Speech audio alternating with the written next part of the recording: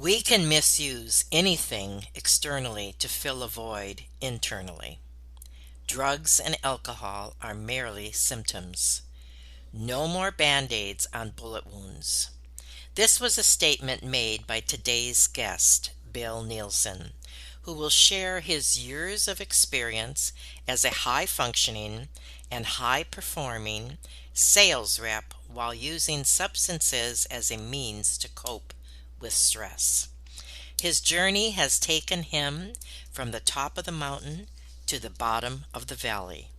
I look forward to hearing Bill's story today. Have you ever felt like giving up, quitting, throwing in the towel? Welcome to Never Ever Give Up Hope featuring Carol Graham. She's an author, health coach, and motivational speaker. Backed into a corner multiple times in her life, Carol shares with you stories on how she overcame some of the toughest obstacles a person can go through in life, but refused to give up hope. Rather than admit defeat, an opportunity was presented, and it involves each and every one of you. Carol will feature spectacular guests who will share their messages of hope, encouragement, and their inspiration to prove why life's adversities only make you stronger. And now, welcoming the host of the show, here's Carol Graham. Nielsen, the founder of Nascent 24, is a recovery and life coach who supports executives and professionals who struggle with substance misuse to find freedom from dependency without having to leave their jobs, homes, or family. Wow, what an undertaking. Thank you for joining me, Bill, and let's hear your story. Well, thank you, Carol. It's great to be here. Appreciate you inviting me on. And I heard that today is a special day for you, that it's your 13th year anniversary of doing this podcast. God bless. Thank I think you. it's wonderful that you use this platform to help others and inspire and bring about hope. Amen. Thank you. Take it Amen. away. Beautiful thing. So, I am a man in recovery. My last date of use was actually Valentine's Day of 2020. What a special gift to my then wife, huh? But she was no stranger to that experience. Unfortunately, Mm, I had a long journey, about a dozen years of up and down, trying to find a way out. As I like to say, I was a slave. I was a slave to the substance. Alcohol and drugs had become my one and only coping mechanism. It was a really long battle, as I've mentioned and shared with others. 9, 10 long-term treatment visits, 30, wow. 40 detoxes, not including, the times that with the support of my wife and my family, trying to wean or detox at home. So it was quite a journey. But now, fast forward to today, I've taken all of those experiences in my life, even before substances became a problem, and I've turned it around to help others. So the name of the practice, I'm actually in a rebrand right now, Carol. So it was Nascent 24. And the word nascent, it's an adjective that a lot of people aren't familiar with. There's a story behind that. I won't get into the length of it.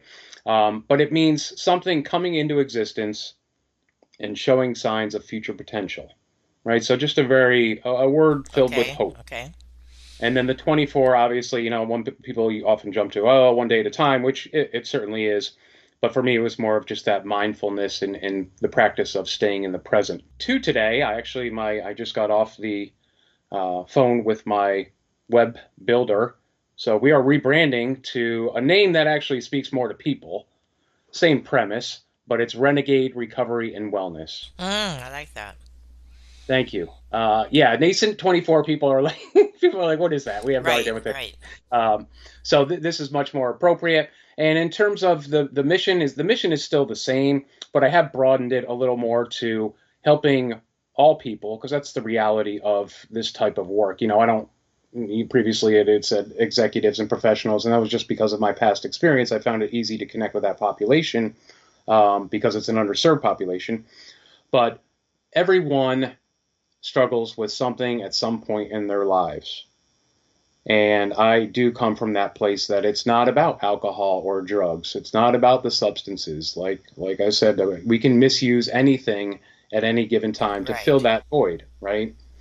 Um, so the new premise, the new mission, if you will, is we help people break free from destructive and unhealthy behaviors by getting to the root cause, and then it goes right back into that same slogan slash belief that I love and adhere to is no more band-aids on bullet wounds. I've worked in the Mm-hmm. Mm-hmm. recovery field and just seen around.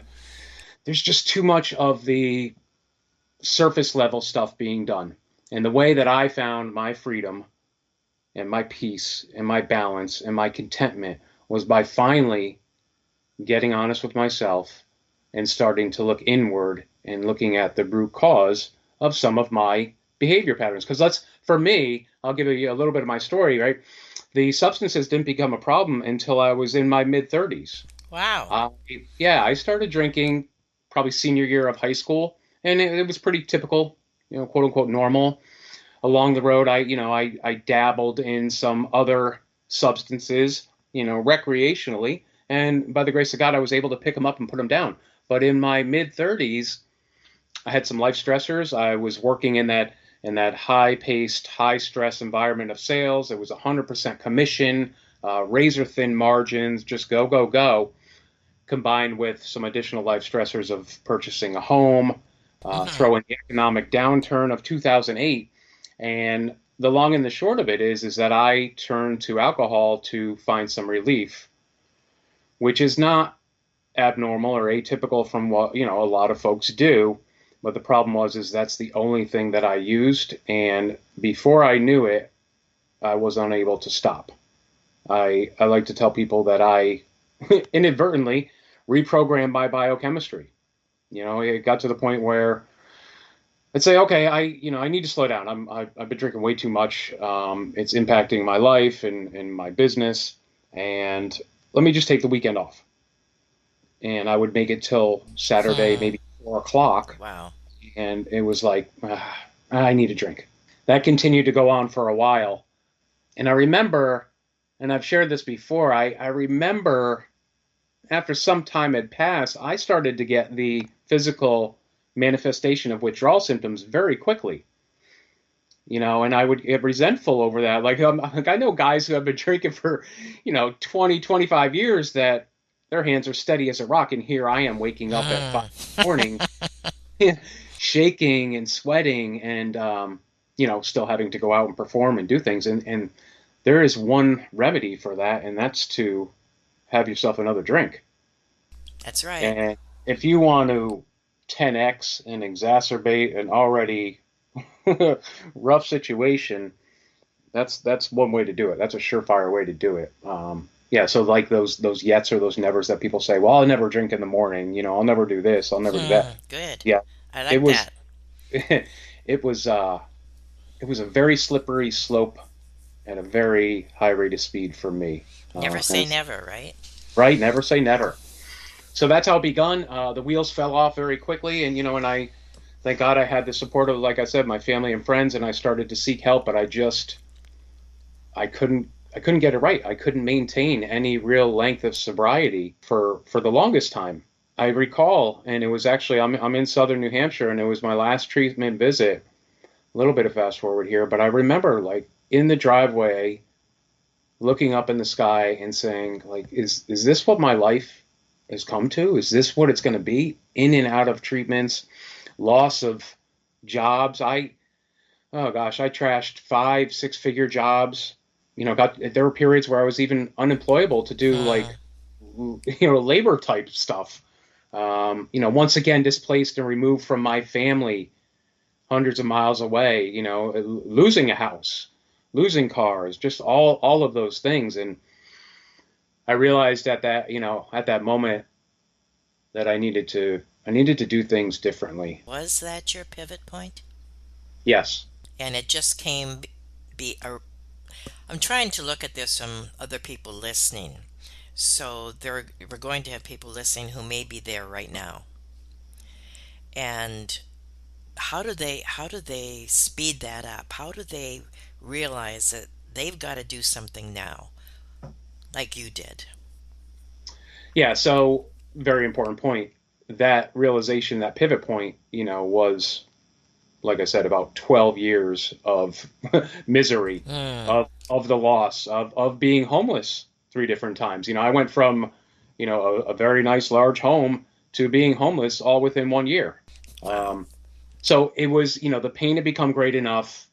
And I was beaten enough where I had only one way to look, and that was up. I just had to do things differently. And I'm glad that you asked that question on the way that you phrased it, because right, that's why I do what I do. Is there is this undeniable fact, right, that we have to go through what we have to go through, and we have to go through it and grow through it. There's a certain extent where, right, if we do too much of the quote unquote lawnmower parent, and we block all these obstacles and mow things over for people, we're actually doing Mm, them a service. But at the same time, if I can help people not have to experience as much loss and pain, and show them that there is a way out, because you know, let's call it what it is. Like, besides just destructive patterns, there's death, there's right, right. families broken up, Hmm. uh, like all homes lost. Like this is major stuff. We're not talking about small little trivial things. So if we can avoid that, um, that's where I come in. So to answer your question is, number one, just asking for help. I have become a very self-serving individual. I had a wonderful home life growing up, but at the same time, there was a ton of dysfunction and chaos and mental abuse and verbal abuse. And at 19 years old, I had left. I was in and out of school, and I decided at that point that I could not trust anyone, and I was going to be my Hmm. own man. I was going to be this self-made man, like, get out of my way. And while that while that served me well for a while and in different capacities, it got to the point where it did not any longer. I kept trying to do it on my own. I thought that I knew better then. I would go to mutual aid meetings, 12-step meetings, and really in an arrogant, cavalier fashion, look around the room, and I wouldn't say it out loud, but in my head be like, these guys are idiots. Like, I'm going to Right. figure this out. You guys, yeah, keep doing your thing Mm, over there, but I'll figure this out on my own. And again, on that day, that pivot was realizing, like, I can't do it on my own. So that's my number one suggestion to people, is just to kind of lay it down and ask for help, which takes a tremendous amount of courage. It's just not in us. well, I have kind of an offbeat question for you. Lay it on me. We have a very good friend who has been clean and sober for 3.5 years.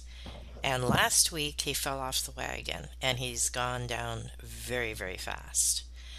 And my heart is breaking because he accomplished so much in those 3.5 years, going from living on the streets to owning an apartment and a car, and being an attribute to others in society, etc. I mean, we just saw this incredible change. And then he had a bad experience, a relationship experience with his sister, and he just went down the rabbit, just fell. My question to you is this: I know he's not alone.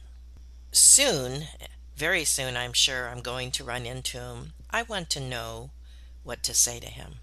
I do not want to put guilt on him, but I want to know, is there anything that when you see people like this and your heart is breaking for them, what would you in that place want to hear someone say to you that might make a difference?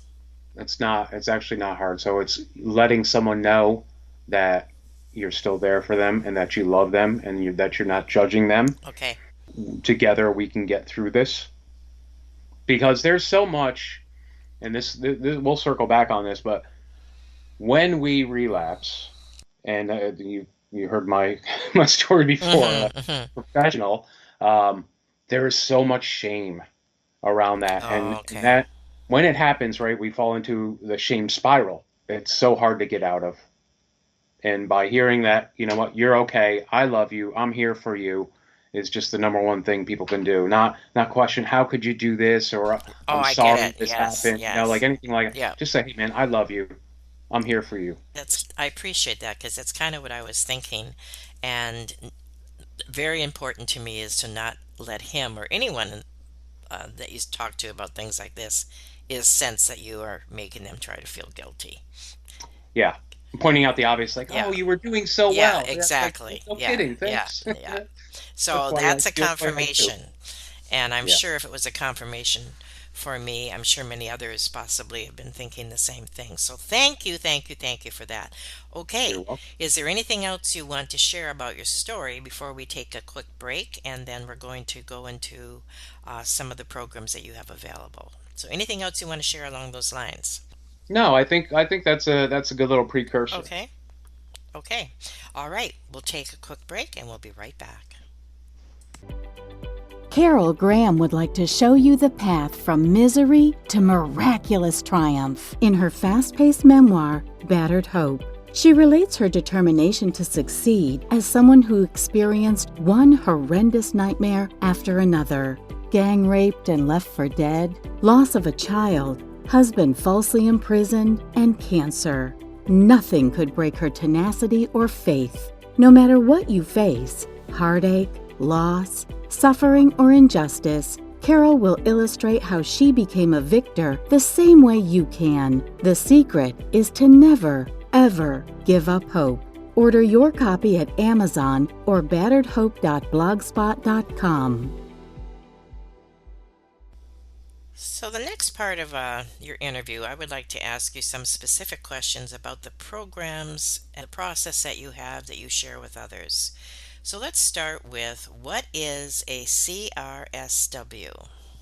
CRSW. So many states, and there are some national kind of generic accreditations for support workers. Where I'm at in New Hampshire, it's called the Certified Recovery Support Worker. Okay. Uh, yeah, it consists of it's pretty intensive. It consists of going through a recovery coaching academy, um, learning about ethical domains, suicide prevention, um, motivational interviewing. There's a whole bunch to it, and you have to have, let me see, it's been a few years, 475, field hours, if you will, Mm-hmm, so mm-hmm. working in the field or volunteering, and then 25 hours of supervision with a licensed supervisor. It's usually a clinician or a LADAC or someone of that nature.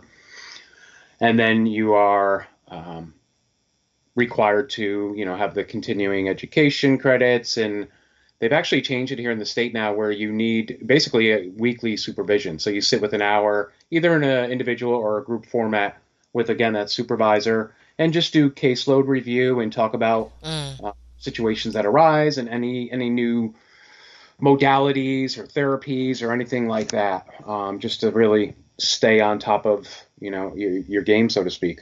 Yeah, so it is worldwide, and then nationally, like I said, there's different acronyms, and so Oh, okay, okay, it might just be a certified support worker, a okay, CSW, or a CSR. So you know how it is. It's a little different okay. everywhere, Got it. uh, but yeah, they are everywhere.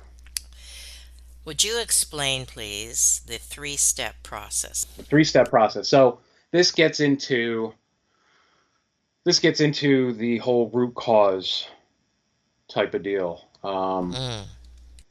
It's going a little bit deep, and what's funny, Carol, is on that journey, right, of the up and down, and just wondering if I'd ever get it right, and all the treatment visits and all the therapists and all that stuff. Um, when I finally surrendered, when I finally broke free, when my mind had kind of cleared up a little bit, I realized that in spite of myself, I had learned a lot, Hmm.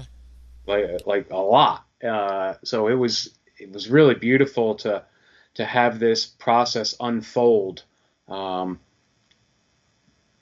the first part, so three steps. The first one is uncover your truths, and the skinny on that is really taking a look at the past to Hmm. gain some awareness about how it's impacting our thought life and behaviors today. And admittedly, that for most and myself included, back some years ago, that's kind of terrifying. We don't like to look at the past, especially if there have been some unpleasant experiences, traumatic situations. Um, but what I like to tell folks is like, look, we're not doing an archaeological dig. There's no tent site. There's no heavy machinery. There's no backhoes and bulldozers and lots of people with shovels. But what we do need is a couple of hand tools, and that would just be like a hand shovel and a flashlight. Because we need to kind of scrape away some things and shine a light on, like I said, to gain some awareness around, okay, why do I think a certain way? Why do I act a certain way? Why do I Hmm. react in this fashion? So, in doing that, right, we start to uncover limiting and false core beliefs. We start to take a look at generational cycles and patterns. We look at our self talk. We talk about the inner critic. Um, Wow. and this is all case by case because not everyone is Hmm. Hmm. in a place to really do all these things. But just to give you an overview, um, I've been exposed to inner bonding, which AKA inner child work. I always thought that was kind of woo woo hippy dippy. Lo and behold, it is super effective and not what I thought it was. So there's some talk about that, right? Because that's in our formative Okay. years in our childhood, right? Hmm. That's when we develop these beliefs and these thoughts. And the other thing that a lot of people don't talk about is brain messaging and interpretation. And a real quick example, is kind of the common one, right? You and I go to a Luke Bryant concert, and we're there, and yay rah, and we leave, and you're like, that was the best thing ever, and I'm like, I thought that was garbage. Yet Been we there. experienced the same thing, right? So it's just our different perceptions. We could take it a step further, and the young child who comes up to mom, let's say 3:30, and she's hungry, but dinner's on the stove. Mom, I'm hungry. Can I have a cookie? No, dinner's going to be ready. You spoil your appetite. Okay, walks away. 5 minutes later, comes back. Mom, pulling at her dress. I'm hungry. I'm hungry. I'm hungry. Mom snaps at her. No, I said no. You'll spoil your appetite. Notice the angry tone. Kid walks away, comes back the third time. Mom, I'm hungry. No, you can't have anything. You'll get fat. Says it very sternly. The kid walks away, wondering what just happened there. Hmm. I have a basic need of hunger. Why can't I be fed? Instead, I was responded to with anger and being told that I'll be fat. And the brain associates Wow. fat kids don't get love. Hmm. Wow. That's an example Wow. of That's how just amazing. Yeah. that's the way our brains work and we message and we interpret things. So having a look into that again, just there's no and I say it all the time, right? The gift is the journey, that old cliche, but there's no one and done. It's not like you do these things and I'm cured or I'm recovered or all better. I make it a point to tell people that, and that was a game changer for me. Also, was getting honest with myself and embracing the fact that this is a lifelong journey and I get to experience it and I get to learn and I get to grow because I was that consummate high functioning box checker. We'll go to a 12-step meeting and be like, how many? 12? All right, I'll be back in an hour. I'm going to do 14 and then we're done, right? I can leave, but that's not how life works. Hmm. So moving on to step number two, then this is huge and this is more of a, getting into the present, and it's focused around changing the narrative. So again, with our self-talk, the big part is CBT, which is cognitive behavioral therapy on a lay level, which is just thought challenging. So Carol, we have on average, they say like 7,000 thoughts that come into our head daily. I know I'm on the the upper end of that. I have a very active mind, right? So the reality is how many of those thoughts when they come in right away are actually true or correct or accurate? Hmm. And the reality with that is the answer is very few, right? So I need to learn to, and this is what I've done, and this was again a game Hmm. changer, learn what cognitive distortions, cognitive biases are, and they're just irrational ways of thinking. For example, disqualifying the positive. Hmm. Right? You go into an interview, a review at your job, and the boss says, Carol, I love the way you handle all these people, the way you communicate is just fantastic. What you did for Susie last week was unbelievable. Can you do me one favor, though? I just need you to tighten up on your note taking. Okay, no problem. You walk out, and what's the one thing that you focus on? That's right. The one negative, right? So disqualifying Yep. the positive. Should statements is another one. I should know how to do this by now. I'm 51 years old. I should know how to run Excel proficiently. Who says? Like, I was never taught that. That was not part of the scope of my work, you know? Um, Jumping to conclusions is probably the number one and what most of us do. Jumping to conclusions, fortune telling, and mind reading, they all overlap and go together. And in essence, they're really just taking a small bit of information and creating this whole big story. I like to joke and say that I am an Academy Award-winning screenplay writer because I can take just a small amount of information and create this whole narrative and story. And just as you already know the answer, 9 times out of 10, none of it happens. That's right. None of it comes true.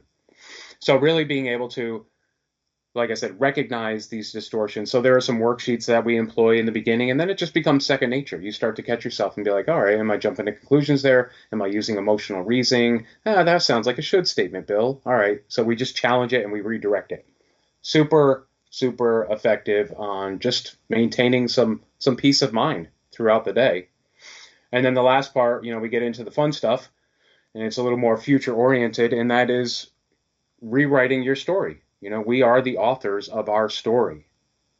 And many times, and this was myself included, we have these goals, these visions, these dreams, and we have ideas about how to get there, but sometimes we don't know all the steps involved. So having somebody help you to figure out and discern exactly what the steps are, what is the next step, and then provide some accountability to get there is super powerful and just a great way to achieve any goals. So for some folks I've worked with, it would be small and specific things, something in their professional life, writing a book. I know for me, so writing a book, it's something I'm in the process of right now.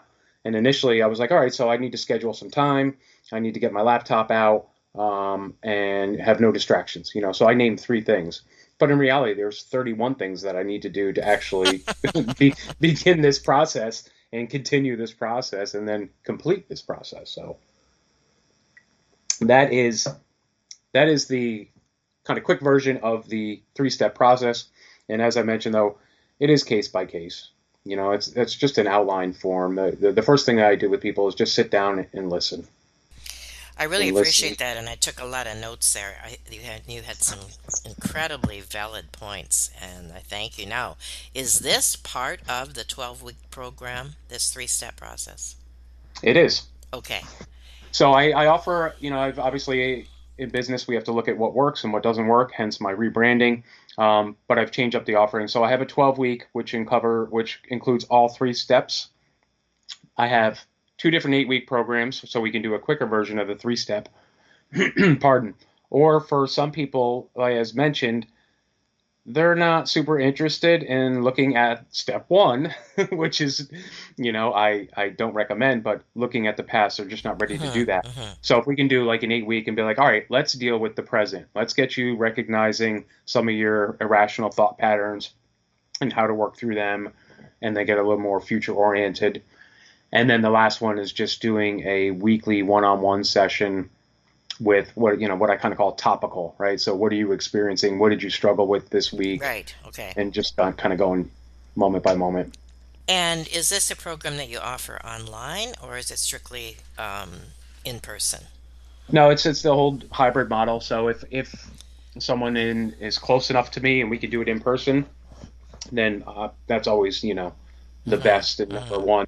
Um, but through technology and the way the world has morphed, we are also able to do it obviously via Zoom or Meets or whatever, Okay. doing it online. Yeah, still just as effective. So that is your one-on-one coaching that you're offering as well. Is that in addition to going through the program, or is that all part of it? No, yeah, that's all part of it. Okay. Okay. All right. And how do people contact you? So the best way is my new website. Oh, good. Which, Okay. yeah, my friend Valentina is taking care of that right now. It should be up. I don't know when this is exactly going to air, but it should be up within a week. So that is Renegade Recovery and Wellness.com. Renegade Recovery and Wellness.com. Yep. I'm also on the socials, Mm-hmm. Instagram and TikTok and LinkedIn and all that fun stuff. Okay, excellent. Now, in closing, is there anything about anything that you would like to share or summarize? Yeah. Yeah, thank you. I had to pause. I had to pause. No, I know exactly what I want to say. So, right, full confession, I do some social media posting, right, on things that have worked for me and all that fun stuff that's going to be end up going into the book. Last week, I posted, Carol, I don't know, I'm sorry, not sorry kind of a deal. I posted an aggressive video because I really got just upset with the amount of relapse that I see, the amount of Mm, recidivism. I had a contract with the treatment center, and there were a lot of gentlemen who had incarceration and just returning to old behaviors. And then let's not minimize or discount the overdoses and the deaths. right, right. So this was a very passionate and aggressive communication. But the point was this, and I'm gonna leave you with this: is that no more band-aids on bullet wounds, and we need to do the inner work. We need to get honest with ourselves. We need to look inside. We need to learn ways for emotional regulation. We need to challenge our thoughts. We need to look at the past, like all these things that I have used to find my freedom and that I've shared with others to find theirs. But the superficial and just shining up the outside and look at me, I look good. I got the new shoes on, I got my new clothes, and I got Mm-hmm. this, and it all looks good. I did that. I can make these comments because I did that, and it does Right. not work. So that's my truth. And an excellent summary. Thank you. Thank you. Well, this has been really, I really, really appreciate what you said today on so many different levels. And like I said, I've got pages of notes here, and I can't wait to share it on not only social media, but also with people that I'm working with. So I thank you. And I thank you, Bill Nielsen, for being on Never Ever Give Up Hope. Thank you. Thank you for listening to Never Ever Give Up Hope, featuring Carol Graham. Did you know that most people succeed because they are determined to? Quitting was never an option. Carol loves your comments and will respond to each one. So please subscribe and review this podcast. A rating of 5 stars would be outstanding and appreciated. Remember, if you are still here, there is always hope.